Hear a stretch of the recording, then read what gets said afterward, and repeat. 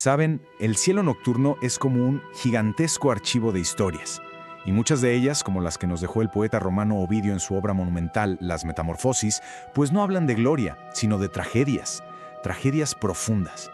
Pensemos que Ovidio escribió esto en los inicios del Imperio Romano, bajo el poder de un solo hombre, el emperador Augusto. Y su obra es justo eso, un tapiz de mitos sobre transformaciones casi siempre violentas, casi siempre injustas. Hoy vamos a desentrañar una de las más desgarradoras, la historia de Calisto. Un relato de belleza, sí, pero también de abuso de poder y de un destino que, cruelmente, quedó inmortalizado en el firmamento. Y esa pregunta, créanme, es justo el corazón de nuestro relato. Porque en el universo de los mitos grecorromanos, donde los dioses son tan poderosos como caprichosos, la belleza no siempre es una bendición. A veces es justo lo que desata el desastre. La historia de Calisto nos obliga a pensar sobre la naturaleza del poder, sobre la devoción y sobre una especie de justicia divina que, si la vemos con nuestros ojos, pues parece la más grande de las injusticias. A ver, para entender bien de qué tamaño es esta tragedia, tenemos que empezar con nuestra protagonista, Calisto. Tenemos que verla en un tiempo en que su vida, dedicada por completo a la diosa Artemisa, era un ideal de pureza. Ella era parte del séquito más exclusivo de la diosa de la casa, una especie de hermandad unida por un juramento sagrado. Pero ojo, Calisto no era una ninfa cualquiera. Las fuentes, sobre todo Ovidio, la describen como una cazadora fuera de serie y una de las seguidoras más cercanas a Artemisa. Pero su rasgo más importante, el pilar sobre el que estaba construida toda su identidad, era su juramento de castidad. Y esto no era un simple voto, era un pacto de lealtad absoluta con una de las diosas más implacables de todo el Olimpo. Este juramento era literal su escudo y su identidad. En el mundo antiguo, un compromiso así con una deidad virgen como Artemisa te daba una especie de autonomía, una vida fuera de las reglas del matrimonio y la familia. Su pureza era su poder. Y es justo ese pilar de su existencia el que va a estar en la mira de la deidad más poderosa de todas. Y bueno, aquí es justo donde todo se tuerce, y de una manera, la verdad, irreversible. Pasamos de la pureza de los bosques al deseo insaciable que viene del Olimpo. El rey de los dioses Zeus, o Júpiter para los romanos, entra en escena. Y no lo hace como un pretendiente, sino como un depredador. Lo que es terrible es ver lo metódico, lo cruel que es el plan de Zeus. Fiel a su fama de estratega y maestro del engaño, no usa la fuerza bruta, no, usa un arma mucho peor, la confianza. Al tomar la forma de Artemisa, la figura de máxima autoridad y devoción para Calisto, simplemente anula todas sus defensas. Es un acto que Ovidio cuenta con una frialdad que solo subraya el abuso absoluto de poder. Y aquí está el punto clave, Calisto no tuvo opción. Cero. En un lugar sagrado, bajo la apariencia de un abrazo de su diosa, de su amiga, la pureza de Calisto le fue arrebatada. Ovidio deja clarísimo que se trata de una violación de la confianza en su forma más básica, un tema que se repite mucho en sus metamorfosis, la impotencia de los mortales, y a veces hasta de los dioses menores, frente al capricho de los olímpicos. Y justo cuando uno piensa que lo de Zeus ya era lo peor de la tragedia, pues no. Ahora vemos la terrible ironía del sistema divino. El foco de la historia se mueve a las consecuencias, pero increíblemente, no para el que cometió el crimen, sino para la víctima. Este patrón es tristemente común en la mitología, Solo pensemos en Medusa, castigada por Atenea después de que Poseidón abusara de ella en su propio templo. El engaño de Zeus tuvo una consecuencia muy terrenal e imposible de ocultar. Un día, durante un baño con sus compañeras, el embarazo de Calisto se hace evidente. Para Artemisa, la diosa virgen que exigía pureza absoluta a sus seguidoras, esto no era una prueba del crimen de Zeus, no, era una prueba de la falta imperdonable de Calisto. La diosa, en su defensa tan rígida de sus propios principios, es incapaz de ver la injusticia. Y el castigo es esta transformación devastadora. Vean el contraste, es brutal. De ser una ninfa venerada, pasa a ser una bestia temida. Su voz, que alguna vez juró castidad, se convierte en un rugido de animal. La guardiana de la pureza ahora es, a los ojos de su diosa y de todo el mundo, un símbolo de traición. La metamorfosis no es solo física, es la aniquilación total de su identidad, de su comunidad y de su voz. Su nueva vida era un infierno. La maldición no solo le quitó su forma, sino también su humanidad, su capacidad para explicar la verdad. Imaginen ese tormento. Conservar una mente humana atrapada en un cuerpo de bestia, vagando por los mismos bosques que antes amaba, pero ahora sola, casada, asustada y separada de su hijo, Arcas, el único recuerdo que le quedaba de su vida anterior. Pasan los años y la historia se va acercando a su clímax. Después de un larguísimo sufrimiento, el destino prepara un encuentro final, uno que casi provoca una tragedia todavía peor. Y este momento culminante no ofrece redención, sino una forma muy extraña y ambigua de salvación que solo sirve para recordarnos el poder arbitrario de los dioses. La tensión en esta escena es, increíble. Calisto, la osa, reconoce a su hijo ya hecho un nombre, y en un impulso de amor de madre intenta acercarse. Arcas, que solo ve a una bestia amenazante, levanta su lanza. Y justo en el instante antes del matricidio, Zeus, el que causó todo este sufrimiento, por fin interviene. Pero su acción no es por justicia, es para evitar otra catástrofe y quizá para esconder su propio crimen a la vista de todos. Entonces, ¿qué nos está diciendo Ovidio con todo esto? No es solo un cuento triste. El mito es una reflexión muy profunda sobre lo frágil que es la virtud frente al poder absoluto, un tema que, por cierto, era muy relevante en la Roma de Augusto, donde el poder de un solo hombre era incuestionable.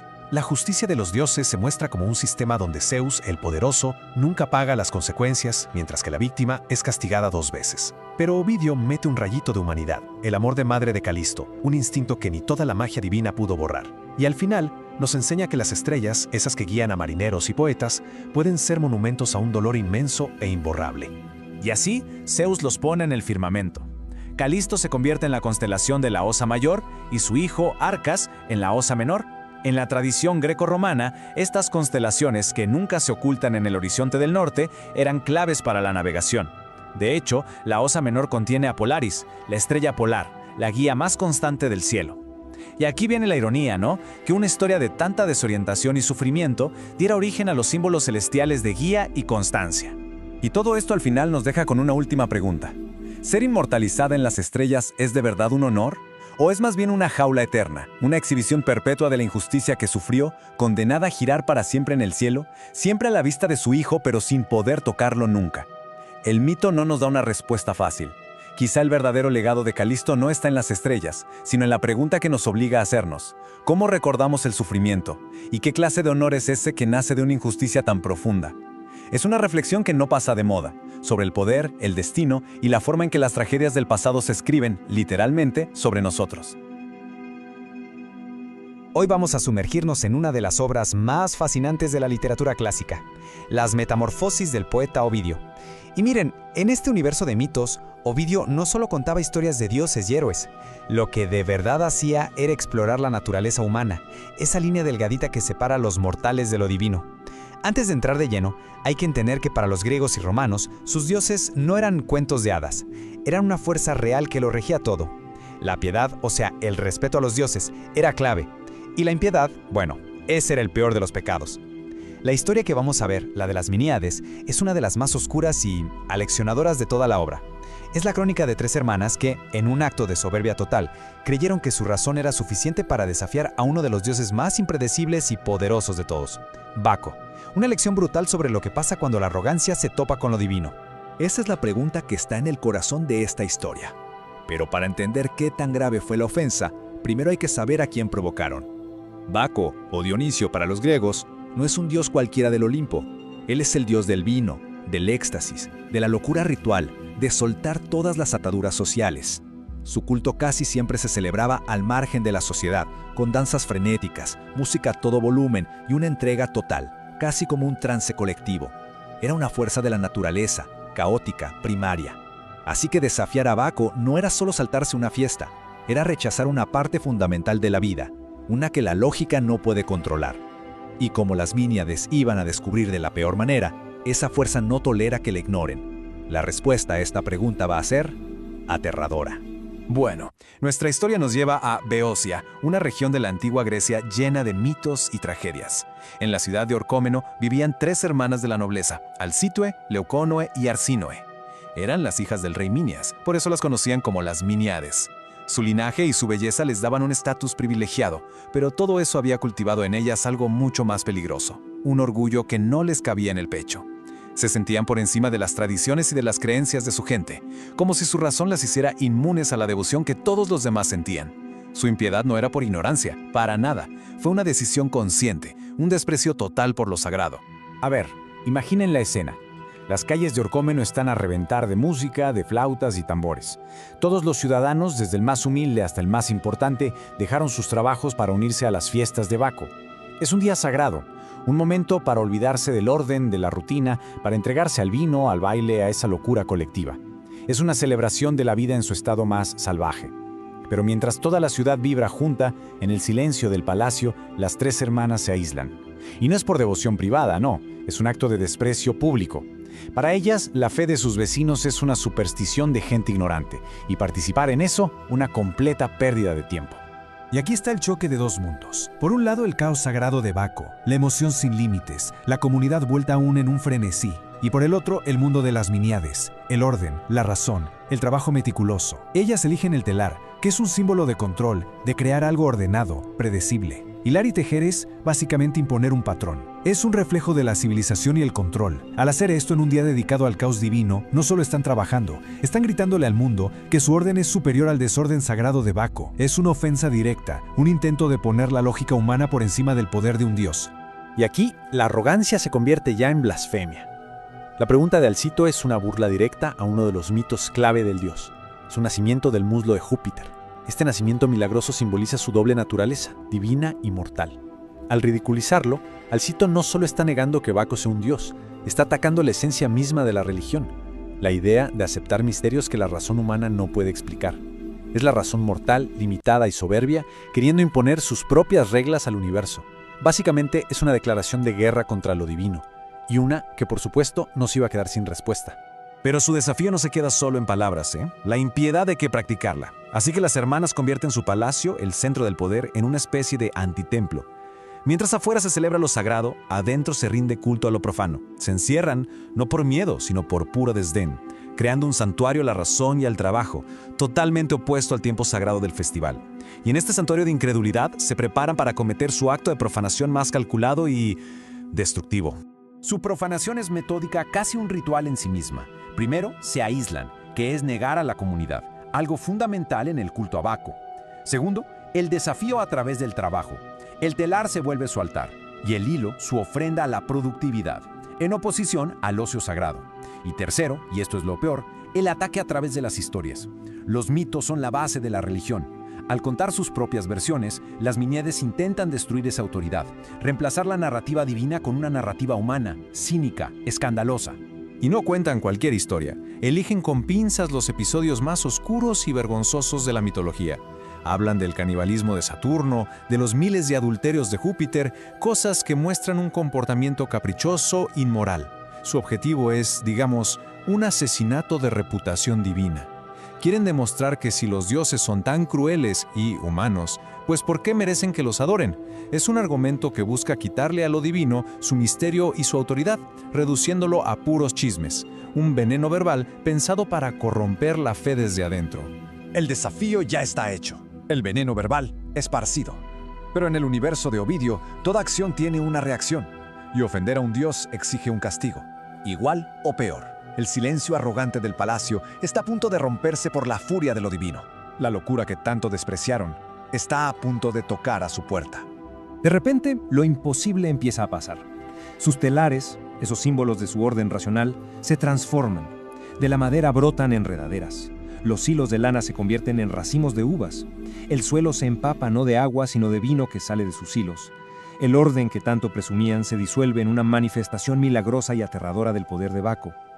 Y luego llega el sonido, un estruendo sobrenatural que sacude los cimientos de su fortaleza de arrogancia.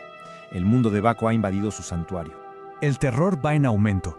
A través de las puertas cerradas llegan los sonidos de la fiesta, pero ya no suenan igual. Los cantos ahora son gritos de caza, la música es un clamor de guerra. Los golpes en las puertas no suenan a manos humanas. El caos sagrado del que se burlaron ahora está sitiando su fortaleza y quiere entrar con una furia que no se puede contener. Y entonces, la barrera de la razón se hace pedazos, las puertas vuelan, y lo que entra no son simples seguidoras, son las ménades, la encarnación misma del frenesí de Baco. Con el pelo suelto, los ojos en blanco y la locura divina corriendo por sus venas, irrumpen en el palacio. Son los agentes del caos, la justicia brutal del dios. Para las miniades, la teoría se acabó. La realidad de la furia divina está frente a ellas, y ya no hay a dónde correr. El castigo es tan metódico como fue su profanación. Alcino Tué, la que empezó todo, es la primera en caer. Las ménades se le echan encima en una parodia horrible de un sacrificio animal. La despedazan, un acto ritual conocido como esparagmos. A Leucónoe la cazan por los pasillos de su propio palacio y le pasa exactamente lo mismo. Finalmente, Arsínoe, la última testigo, se topa con el mismísimo Baco. Sus súplicas son inútiles. Un simple gesto del dios es su sentencia de muerte. Esto no es un simple asesinato, es una aniquilación ritual.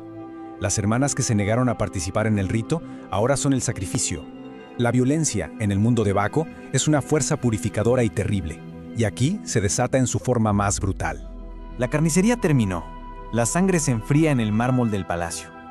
Pero la historia no termina con la muerte de las hermanas. De hecho, su verdadero castigo y su verdadera función en el mito apenas comienza. No es suficiente con que mueran. Su destino tiene que convertirse en una advertencia, una lección grabada a fuego en la memoria de su ciudad y de todos los que escuchen esta historia. El número 3 aquí es súper simbólico. Eran 3 hermanas, unidas en su soberbia y en su ofensa. Por lo tanto, el castigo tenía que ser igual, colectivo. En la mentalidad antigua, la falta de respeto de una persona o de una familia podía traer la ira de los dioses sobre toda la comunidad. Baco no hace distinciones, porque el crimen no fue individual, fue un desafío orquestado por un grupo. El castigo total, implacable, sirve como advertencia. La rebelión contra lo divino, aunque la lideren unos pocos, trae consecuencias para todos. Su sangre mancha las calles, y así una tragedia privada se vuelve una lección pública. Su destino se graba en la memoria de la ciudad, convirtiéndose en un mito sobre los peligros de la soberbia. En la versión de Ovidio, las hermanas no solo mueren, sus almas son transformadas en murciélagos, criaturas que viven en la oscuridad y huyen de la luz, un castigo eterno que refleja su decisión de vivir en la oscuridad de la incredulidad. Historias como esta son un mecanismo de control social muy poderoso, que usa el miedo al castigo divino para reforzar la unión de la comunidad y el respeto a las tradiciones. Y así, volvemos a la raíz de todo. ¿La razón es una defensa contra el poder de lo divino? Para las Miníades, la respuesta fue un no rotundo y sangriento. Su lógica, su orden, su desprecio por lo irracional no fueron un escudo, sino justo lo que provocó su destrucción. El mito de las Miníades es una advertencia sobre la arrogancia de creer que la razón humana lo puede explicar todo. Nos recuerda que hay fuerzas en el universo y dentro de nosotros mismos que se escapan de la lógica, que son caóticas, primarias y muy poderosas. Ignorarlas o menospreciarlas, nos dice Ovidio, es un acto de soberbia que solo invita a la destrucción. Y aunque hoy ya no le temamos a la ira de Baco, la pregunta sobre los límites de nuestro entendimiento y el respeto que le debemos a lo que no podemos explicar sigue resonando, como una advertencia eterna susurrada desde las ruinas de un palacio en Boecia. En ese universo gigantesco que son las metamorfosis de Ovidio, hay una historia que se esconde entre tantas otras, una de furia y de anhelo, una donde el aliento helado de un dios choca de frente con la cálida voluntad de una mortal. Hoy, justo hoy, vamos a sumergirnos en el dramático mito de Bóreas y Oritia para explorar esos límites, casi siempre borrosos, entre el poder divino y la libertad del corazón humano. Y esta frase, esta es la verdad que queda resonando al final del mito y que va a ser el centro de todo nuestro análisis. Es una lección súper poderosa sobre qué es el amor, sobre la fuerza de voluntad y lo que de verdad significa el sacrificio. Para desentrañar bien esta historia, vamos a seguir una ruta muy clara. Primero, nos metemos al mundo de Ovidio, el genio detrás de todo esto. Luego, ahora sí, vivimos la pasión y el conflicto de Bóreas y Oritia, para después descifrar los símbolos que se esconden por ahí y ver cómo este mito se parece a otras grandes leyendas. Bien, para entender nuestra historia, primero hay que entender de dónde viene. ¿Cuál es su universo? A ver, imaginen un universo literario donde absolutamente nada se queda quieto. Así son las metamorfosis. Es una obra monumental, un tapiz enorme con más de 250 mitos donde el cambio, la transformación, es lo único que no cambia. Ninfas que se vuelven árboles, héroes que terminan siendo constelaciones. Bueno, es en este mundo de cambio constante, escrito en la mera cima del Imperio Romano, donde nace nuestra historia. Y estos son, digamos, los pilares de toda la obra de Ovidio. El poder increíble de los dioses que choca una y otra vez con las pasiones humanas. Si tenemos esto en mente, la historia de Bóreas y Oritia de pronto cobra un significado mucho más profundo. Y ahora sí, vámonos a la historia. Un relato que se mueve entre el hielo del norte y la cálida Atenas. Conozcamos a nuestros protagonistas, que son de verdad dos almas separadas por un abismo. Por un lado Bóreas, la personificación del viento indomable del norte, un dios de pura escarcha y furia. Y por el otro Oritia, una princesa de Atenas, cuya belleza y espíritu le pertenecen al mundo de los mortales, al calor de su gente. Al principio, fíjense, Bóreas intenta hacer las cosas como los mortales. Viaja a Atenas y, completamente maravillado por la belleza de Oritía, le pide matrimonio. Pero ella, pues muy fiel a su mundo, no quiere casarse con un dios tan impredecible y con toda la cortesía del mundo lo rechaza. Y aquí es donde la historia da un giro bien oscuro. El rechazo es algo que el orgullo de este dios simplemente no puede soportar. Así que la amabilidad se esfuma y en su lugar aparece su verdadera naturaleza, una fuerza de la naturaleza que no pide, arrebata. Decide que si no puede ganársela con palabras, pues la va a tomar por la fuerza. Y así, sin más, Bóreas desata toda su furia. El cielo de Atenas se pone negro, un viento helado azota la ciudad y la gente entra en pánico.